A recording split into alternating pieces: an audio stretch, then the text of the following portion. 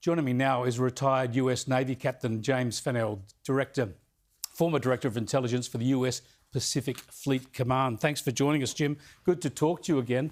Last time we spoke, you were arguing that Australia ought to ditch the French submarine deal and go for the conventional Japanese option because that would be better for Pacific security. Do you think it's the right deal to ditch the French subs and go nuclear? Well, good evening, Chris, and thanks for the invitation.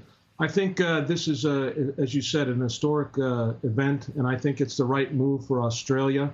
I still think that in the interim, maybe there's an option to somehow utilize Japanese capability, and that it'll probably take a decade for you to fully get nuclear boats. So there may be some kind of interim operability with the Japanese. But the idea that you're moving towards a capability that will put you on par with the U.S. Navy and the Royal Navy in terms of nuclear technology and nuclear-powered submarines is a really good step forward, and it will bring you into the ability to provide a strategic deterrence to Beijing's aggressive actions. The benefits for Australia are very strong, obviously. Enhance our defence capabilities. What do the US and the UK get out of it? Well, I think what they get is we have a capability that we can count on each other to be able to come to the fight at a speed that you normally couldn't get with a conventional platform. Nuclear submarines can transit submerged at greater than 20 knots. And so from a place like Perth, you could get to Singapore within 2 or 3 or 4 days, much faster than with a conventional power. And that would put you with the capability of these new anti-ship cruise missile Tomahawks. You could have a shooter in the southern portion of the South China Sea, able to put PLA Navy combatants at risk all the way up to Hainan Island from the southern South China Sea. So this enables the United States to be able to have a partner that they can rely on to either offset U.S. Navy submarine force operations or to contribute. And so I think that's where the benefit comes to all of us. There's been much talk in the past about the so-called pivot to Asia. A lot of people disappointed it hasn't been as obvious. This would seem to be obviously a pivot to this part of the world by the US because there's only one other country you've shared this technology with before, and that, of course, is the UK.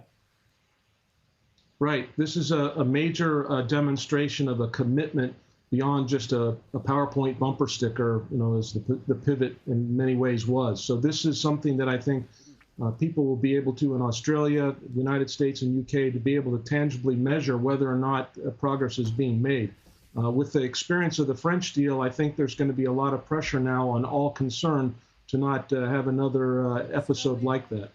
Now, how will China respond? They'll see this as very much directed at them. That's obviously the case. But how do you expect them to respond physically as well as rhetorically?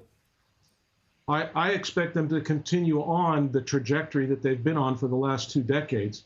I mean, just this last 2 weeks, we've seen Chinese surface action groups transiting out through the first island chain, back through Yonaguni near Taiwan.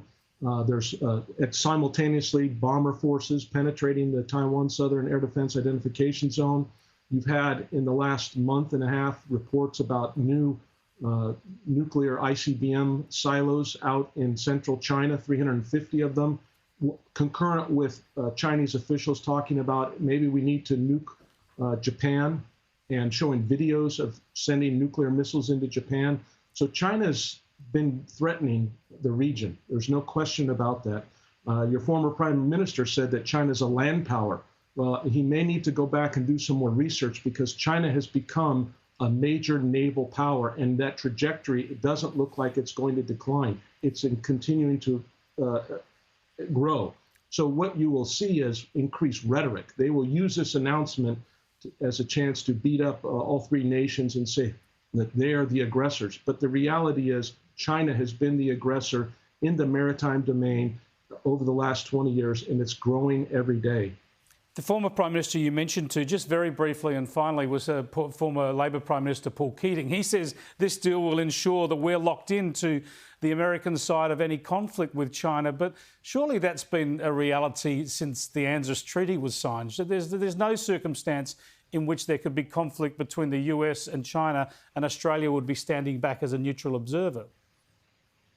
I think that's correct. And also, to counter what he said, if it's true that we're locked into a U.S. position and that's bad, then what does he offer?